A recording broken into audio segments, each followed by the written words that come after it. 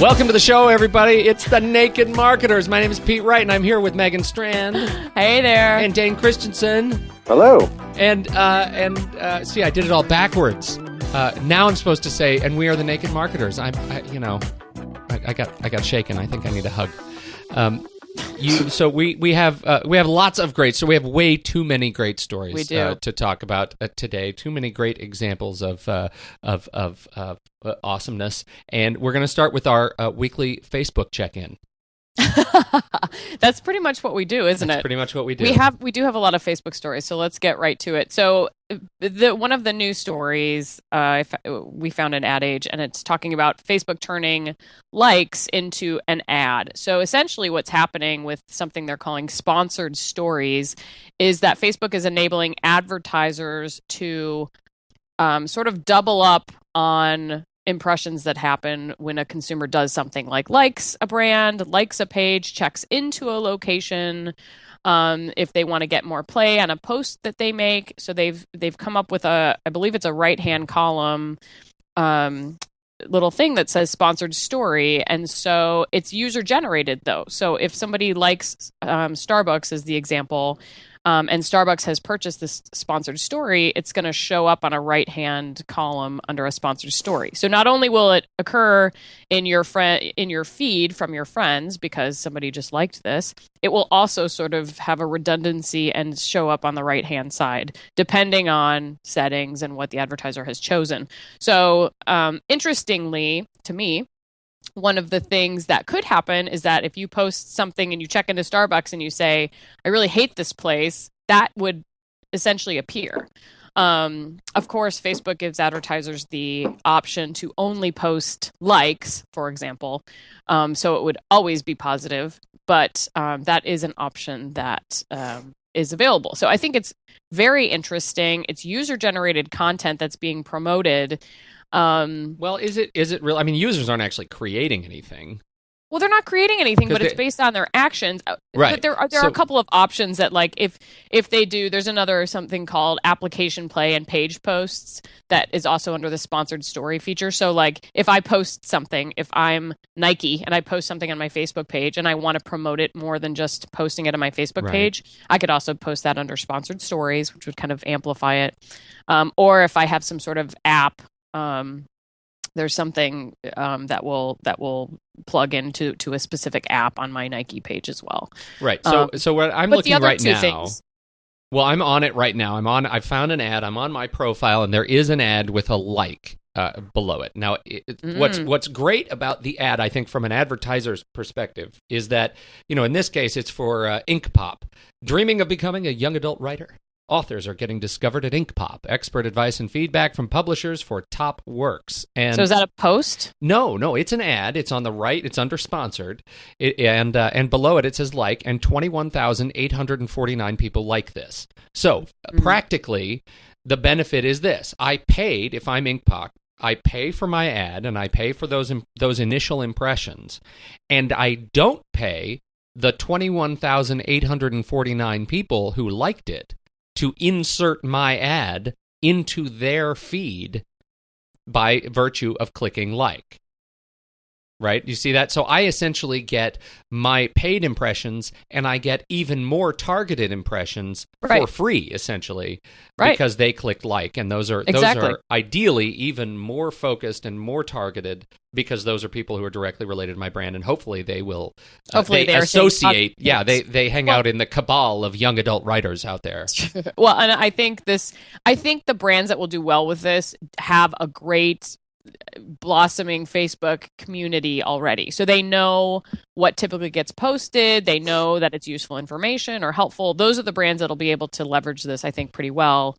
And leave it open, let people post what they, use that check-in feature and have that be one of their sponsored stories or what have you. You think letting people comment is a good thing? Because clearly Inkpop did not. I mean, if 21,000 people, well, that could have just been a post. like That it. might have been a different thing. Like there are 4 different categories that they can use. They can use page likes and check-ins, application play, and page posts. So they can check. They can Right. choose something different. So Right, anyway, but in some of just those ads, of like note, some of those ads, you can, like you see in the examples in the Ad Age ad, the screenshot actually shows right below the ad somebody who comments about, Starbucks. Right. And I think that's interesting to actually have comments show up in the sponsored post column. exactly. No, I think that might have actually been a check-in. Do you think? I think it was probably a check-in, and because it was a comment and a check-in. Right. Yeah. Anyway, No, I think it's really the first comment. Jeff Greenhouse on the Ad Age article posts. I see a lot of brute force in all of these advertising quote experiments from Facebook lately, and not much finesse. people are not happy about it in the comments. If you read through the comments, it's because essentially what people are upset about is that you are using my behavior on Facebook and you're cluttering the stream by putting more ads, A, and B, I'm not giving you permission per se, except for the fact that I'm a Facebook user, to use my comments as an ad, but that's essentially what happens. And there's no opting out of this one, people. No. There's no opting out of this one. No. So, Dane, tell us how Facebook is doing for their click-through rates, is talking about Facebook ads. Well, they're down, and there's a couple of reasons why. So I don't know how many people listening do advertising on Facebook, but it's a Facebook ad click-through rates in 2010 were 0.05%. That's down from 0.06% in 2009. Mm-hmm. So that seems somewhat insignificant. But put that up against sort of the industry average of 0.10%. Facebook ads are a little trickier. It's pretty tricky advertising, and I've the difference in my experience between what's worked well and what's not worked well is it's kind of murky. It's still kind of hard to predict a new campaign's performance. But one of the things that happened is this last year, the top advertisers on Facebook increased their spend tenfold. So wow. People who've figured things out and who have committed lots of dollars to Facebook are ramping up. That makes it a little harder in the current, design of the layout, I guess, and their advertising program. I think it makes it harder for the smaller business to compete. Google, which is such a more complex system, is a lot easier for a smaller business to jump in and to find ways to actually get performance at smaller levels. But Facebook's, obviously, it's sort of like a rich get richer. That's what it looks like right now. But there is one thing. Here's a note here. Campaigns that are based on targeting people who like something or like a product. So you're targeting a group, and you're able to have your ads show up with some of your friends like this. So that an example in an article I'm looking at is Oregon Duck Fanatics, and it's what? We don't have any of those. Yes, right. I know. They're just a few of them. Anyway, it's a company selling gear and shirts and whatever. And then underneath the ad, it's shows that 4 of your friends and lists them, like this. So whatever the product is, right? Whatever the company it is, you're targeting people who like your page. So it's sort of, it requires you to build a fan following for your product or your company, and then execute the ad campaign and execute it targeting people who like or who are friends of people who like the product or the page, right? That gets by far the highest performance rate. So, little side note there for and you. weren't there certain categories that did okay? Yeah, there were. Yeah. So tabloids and blogs. Wow, that says a lot about our society. Was 0.165%, and media and entertainment was 0.154%. Right. Yeah. And the theory is, since many Facebook users are visiting the site to entertain themselves, brands and categories likely to provoke discussion have the highest click-through rates. Smutty discussion. Well, that's your That opinion. may I be what call you're it interested news. in. Yeah, I'm part of that click-through stat. Well, it'll be interesting because ad revenue at Facebook is like through the roof. I mean, advertisers don't care that it's not performing apparently, because what are they up to? 2.19 billion ad spending on Facebook will reach 2.19 billion in 2011 and close to 4 billion worldwide. That's insane, you guys. Well, and the truth is, I have campaigns running on Facebook that are outperforming my Google campaigns for the same, company, product, brand, whatever. My click-through rates are higher on Facebook, my cost per click, but my conversion is higher. It's better. And compensates. So, yeah, I've got a client saying, let's spend more on Facebook. And it's gotten more expensive to do it. That's because you deal in smut, Dane. That's why. Well, yeah, I won't name this client. They're in Russia. Kidding. No, I'm just kidding. They're in Russia. Nice. They're an above board, non-discussion provoking ad client. So what was I reading? I mean, I thought it was in this article, the Brand Week article, but I may be totally missing it. It said that of the total ad revenue generated, the vast majority of that revenue is still coming from small to medium-sized businesses. I don't think that might have been a different article. Which I think is so interesting. I mean, it's just to me that signals that the do-it-yourself sort of ad model and the highly it's as kind of opaque as the process is. It still is approachable enough for small businesses to jump in without a lot of gates. Right, which is great. Yeah. Which is I kind of. That was an interesting comparison though about Google Ads though, Dane. Thank you for that, because that's interesting. You're super welcome. So what else do we have to talk about, Peter? Well, we've got a lot of fun stories. No, There's a lot of fun stories today. I love the CSI Facebook game. Let's talk about that, Dane. Oh, me again? Yeah, and Facebook again. Well, I forget. We jumped right over that moment. Story. No, right. This is an important one. Well, that's all right. It's an interesting. This is interesting because this goes obviously beyond just, hey, Facebook, for companies is all about putting an ad up and hoping you get good click-through rates. There obviously is so much more to do with the platform, and it's still being sort of worked through and figured out. What CSI is doing, they had Ubisoft, an amazing game creator. CSI, the TV show, right? It's CSI, the TV show. It's Ubisoft, the game, what do they call them, producers? Created the CSI game for Facebook, right? So you go to the CSI page, you play the game, and the way to get through the game, there are certain clues, sort of bonus clues, that you only can get from watching the episode. So if you're into the game, you like the game, you kind of got to watch the show to get the clues, to get bonus and whatever, get through the game. So that's kind of the deal. Which is brilliant. Yeah, totally brilliant. Well, we talk so much about this online offline tie, and that's a perfect example, in my opinion, of a great way to leverage your online community as well as your actual. I mean, I guess they're not and here's paying customers, but you know what I mean. To me, here's what it sort of speaks to is we can spend a lot of time getting really stuck in like that statistic that we just talked about, 0.06 last year, 0.05 this year, cost per click, oh gosh. And you really can get so sucked into things that show you immediate ROI. And this isn't going to do that. This is a lot more integrated. It's a lot more complex, and it crosses over between offline and online. Mm-hmm. But everything about this says, hey, brilliant, smart. Way to engage the people who, are your most important fans and followers. I think there's another interesting piece to it too, which is that the publisher and partner for CSI here is Ubisoft. Ubisoft is known for making fantastic platform games. I mean, they're behind Assassin's Creed. They're behind some of the Tom Clancy Splinter Cell titles. Splinter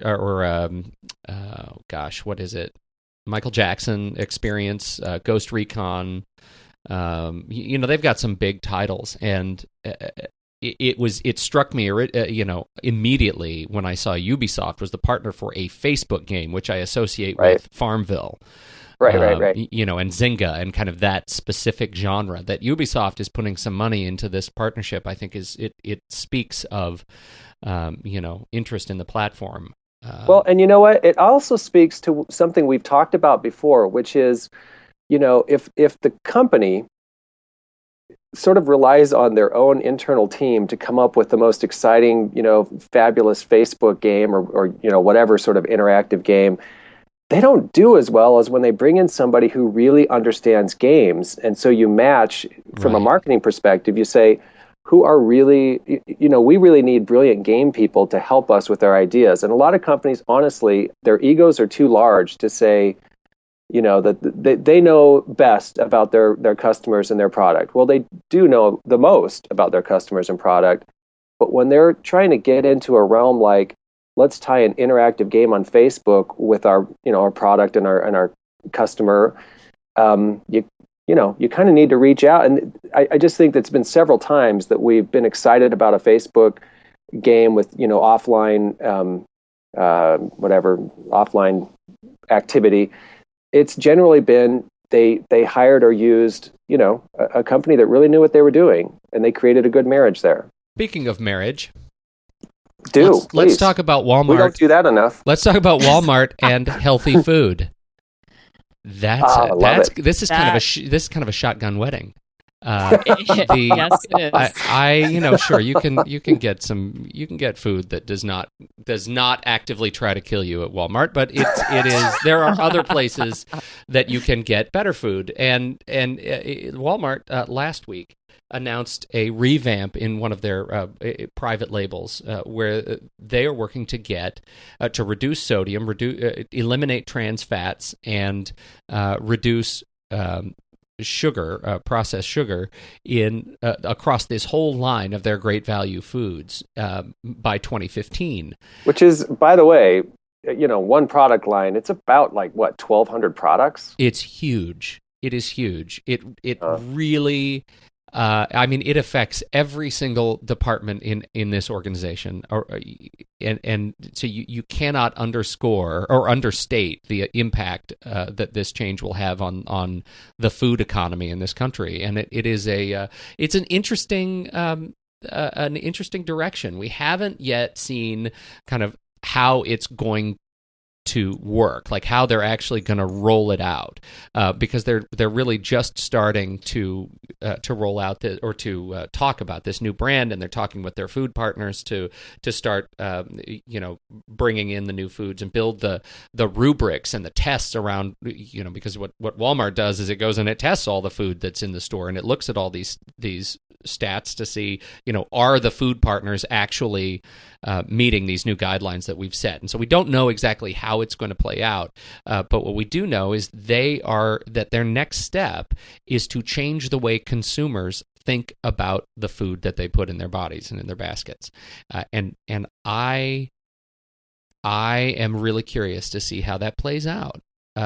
Given the nature of our country and our own perceptions about food and GMO and well, the popular opinion seems to be that Walmart, in things like this, when they make big decisions like this, it sort of impacts everybody. And exactly. So they make this change, and if they truly, follow through and everything works, people aren't hurt, we hope, and the food gets, they're saying things like, so this will happen over 5 years, and it'll require a graduated process because American taste buds sort of gradually need to change. That was one of the things I heard, which I thought was interesting, and it's probably true to some degree. But yeah, what Walmart doing this sort of, if they're side by side now with products like whatever Bird's Eye or I don't know what, Swanson, Banquet, then I don't know what else, but that they're going to be sort of forced in a way to also reduce sodium and fat content and that kind of thing.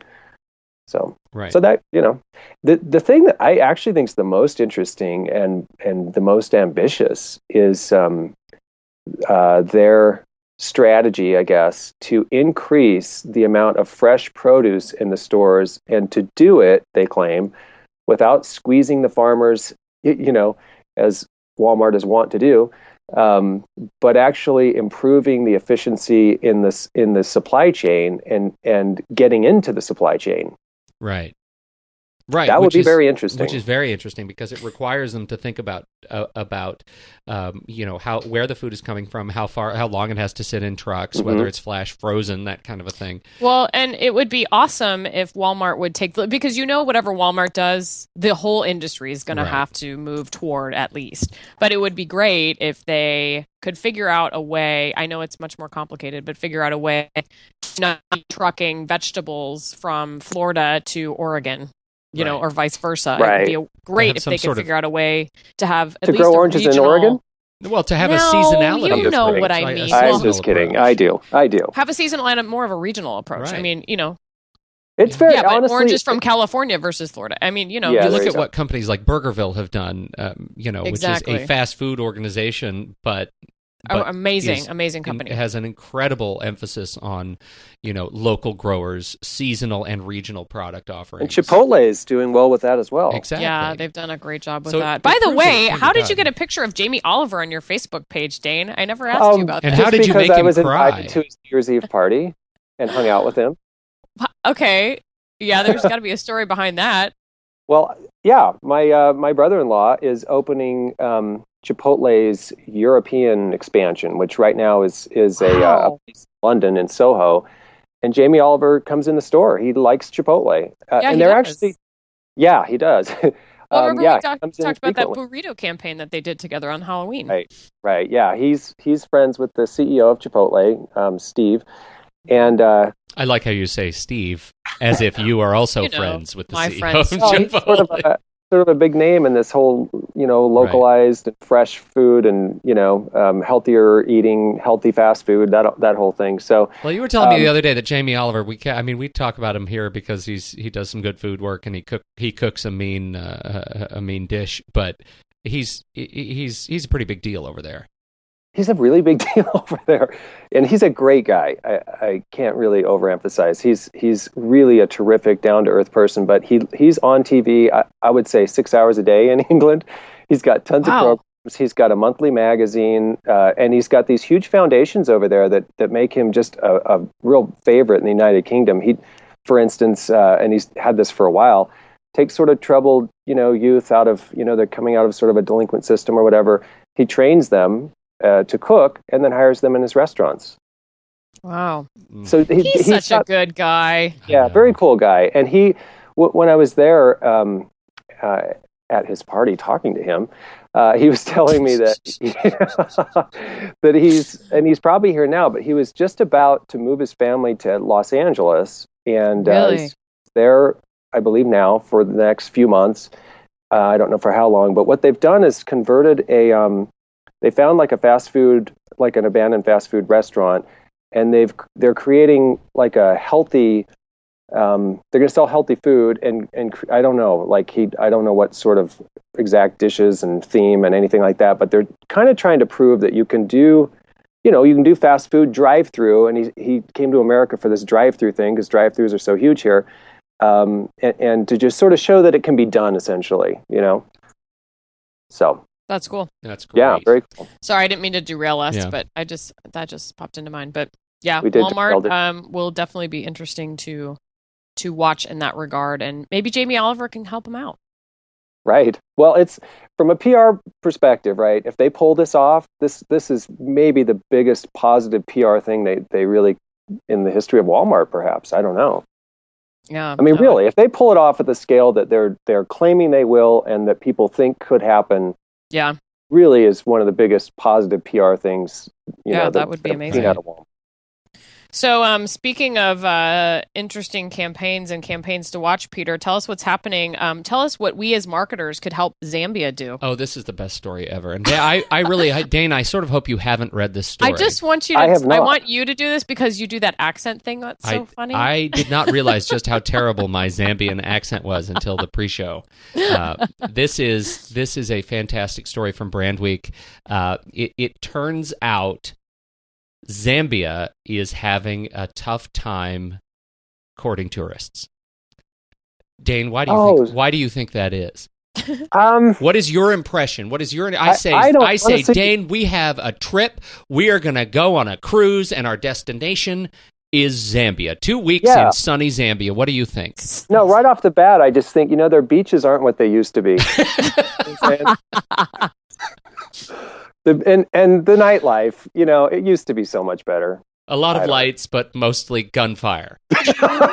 All right. Right. I know. The war went from fun to not fun at all, like overnight. Well, this is from the article. Robert Chiara writes, we're just guessing, but the trouble might have been that the real Africa, quote, in quotes, which was their old tagline, in Zambia's case, didn't just mean glossy brochure stuff like wild elephant safaris in Victoria Falls, but other noisome tidbits like police brutality, underage marriage, and drug-resistant tuberculosis. That last one is definitely going to take a bite out of your tourist dollars. That is a trick. And so they are putting a challenge to marketers everywhere. And when I say that, I mean that quite literally. Everyone on Earth is invited to be a part of this global contest. Branding tagline. It's not just a tagline. They need a logo too. And I think the Zambia with the little gap square above the A actually is in the running. They want this to be a quote. They need to reposition the country as a bucket list destination. Yeah. That's right. Zambia's welcoming people live in peace and harmony. Despite the 2008 State Department report that warns of unlawful killings, torture, beatings, arbitrary arrests, forced labor, and government corruption. Hey, is it that different than a trip to Mexico, though? Well, well, at least right over the El Paso. What is that? Juarez. That's perfect. It's welcome to Zambia. It's Mexico across the sea. Juarez, anyway.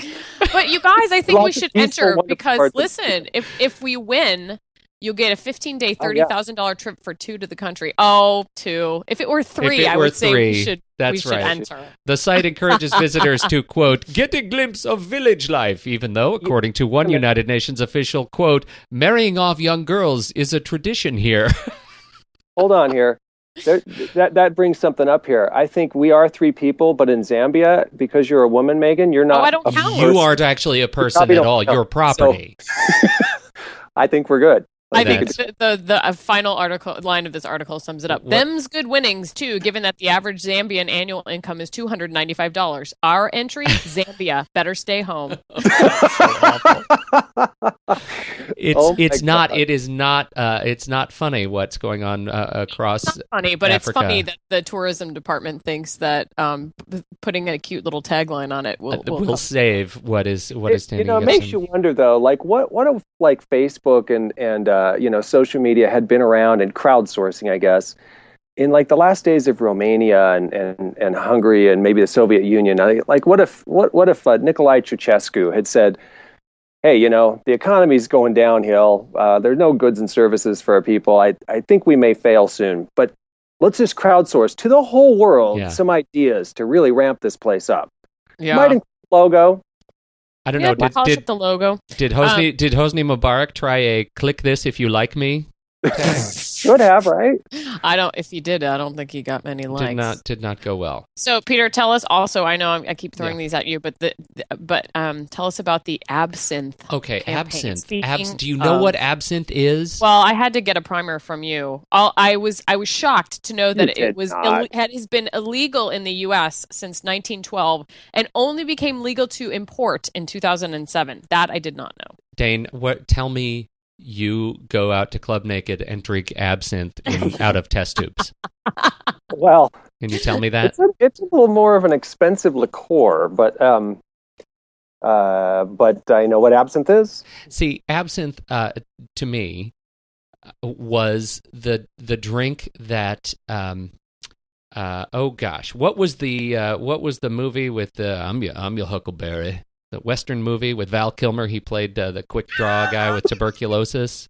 It was I definitely make it a rule to avoid Val Kilmer westerns. no. This was quite a good one. I'm actually going to find it because this is what my impression of absinthe. It is the drink that Western ladies drank until they got themselves addicted and had to be sent to the sanatorium because they had some problems with the liquor. Such a false mythical history. It has a fantastic. It's absinthe is the liquor with an accent, and I think that's important. Did Remember, you just because make that up? No. This is my impression. I'm not. This is what I associate absinthe with. And so I'm looking. It was from the.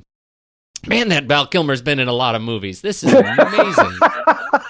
I am not kidding you. Regardless, tell us about what they're trying to do with absinthe. They're bringing it back. In 2007, it became legal. And because absinthe has such a storied history, he is Lucid. The name Lucid, drinklucid.com, are trying to bring back absinthe to where better?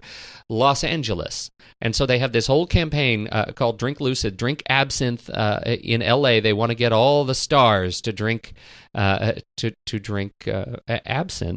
and bring it back into fashion. Well, and the truth is, absinthe really is just whatever. It's just a drink. Really not that amazing.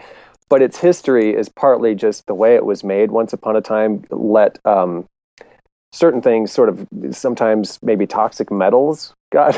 Yeah. It's just like made it was poisonous for a whole number of reasons. Right. Had nothing to do with being, whatever. An alcoholic drink. Oh, that's interesting. Well, I will tell you, the movie I was talking about was Tombstone from 1993, you. where Val Kilmer I'm played glad Doc you finally Holliday, found that. and he said, "Are you going to skin that smoke wagon, or are you just going to sit there and bleed?"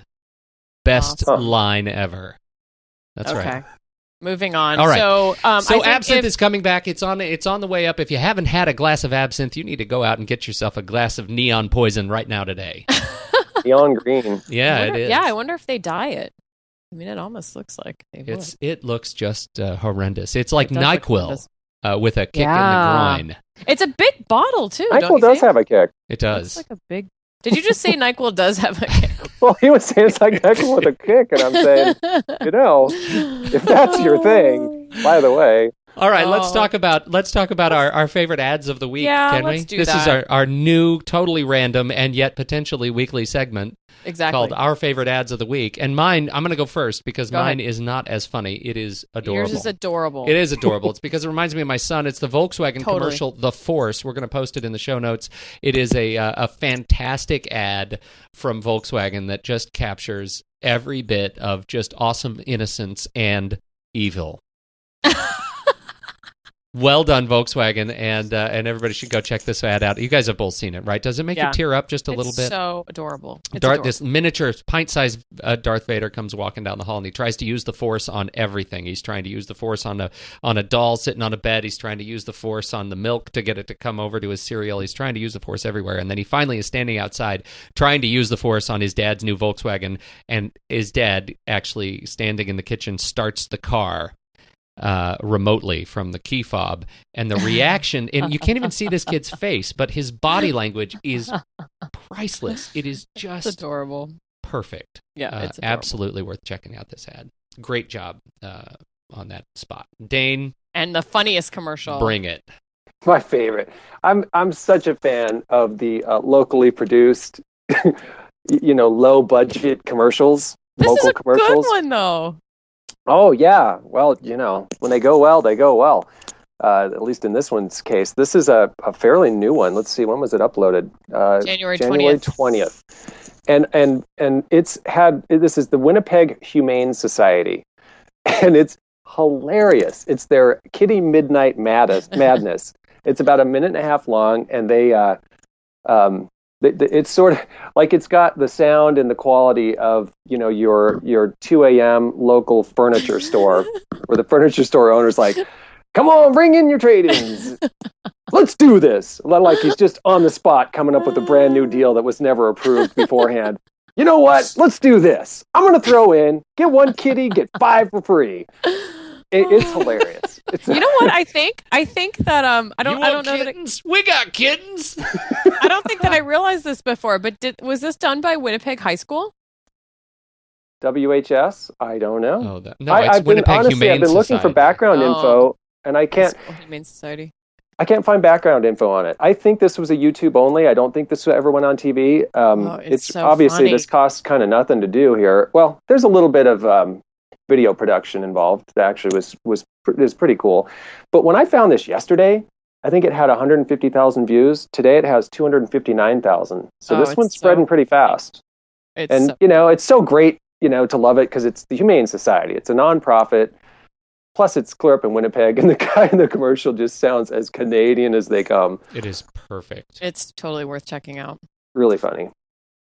Well, awesome. Well, that was great. What else do we have to talk about? Oh, here, this is just NBC Universal has changed their logo, and it's stupid. So that's all. Sure. That's all. And that is all I have to say about that. Yep. So what else do we have to talk about? Anything else do we have to talk about? I think those are the big ones. I think those are the big ones this week. Yeah, it's been a fun week. Good to talk to you people. Dane, where? Oh, I got a postcard from President Obama. You did? I did. Can I tell you what he wrote me? What did he write you, Peter? Thank you for your support and friendship. We made your history. Friendship. We made history together in 2010, and I look forward to continuing that work in the weeks and months ahead. Why didn't I get a postcard? Happy New Year from my family. Oh, because there's a Republican that lives in my house. My family. He wished me a Happy New Year. Of course, it's February 3rd, but I sure appreciate that. And his family is just so happy about this card. You should see the picture. They're all so very happy. You're so connected, Peter. You know what? Here's what's funny about this, and this is why I bring this up. It was from a really fantastic marketing campaign. I got an email, and it said, if you would like to receive a personal postcard from the president, please fill in your name and address here. And I thought, what an interesting thing. I would like to get a postcard from the president. You know what? I'm going to start doing that. I'm going to put an ad in the paper that says, if you'd like to receive a Christmas card from Dane Christensen, please fill in your name here. Just let me know. I'll be happy to do it. That's funny. Oh, it's priceless. Anyway, Dane, where can people find out more about you? About.me/Dane Christensen. Excellent. And that tells everything people need to know? They're going to find out way more than they want to know. Wow. Yeah, we should totally do that. Hit that one while it's hot, people. Megan Strand, where would people go to find more about you? I'm on the Twitter at Megan Strand, and my website and blog is, wait for it. Do it. Bring it. Bring the rain. .com, which is INCOURAGED.com. By the way, you got an email from a Zambian tourist authority looking for a link exchange. So we can talk about that offline. Bring it. I am Pete Wright. You can find me at about.me/Pete Wright. Everything you could possibly want to know about me. And the show, you can head over to thenakedmarketers.com where you can check out the show notes, links to videos that we talk about on the show, and make sure you click on the subscribe button to go subscribe in iTunes so that you can make sure you don't miss a single week of naked marketing goodness. On behalf of Dane Christensen and Megan Strand, I'm Pete Wright. Thanks for listening, everybody. We'll catch you next week on another episode of The Naked Marketers. Bye-bye.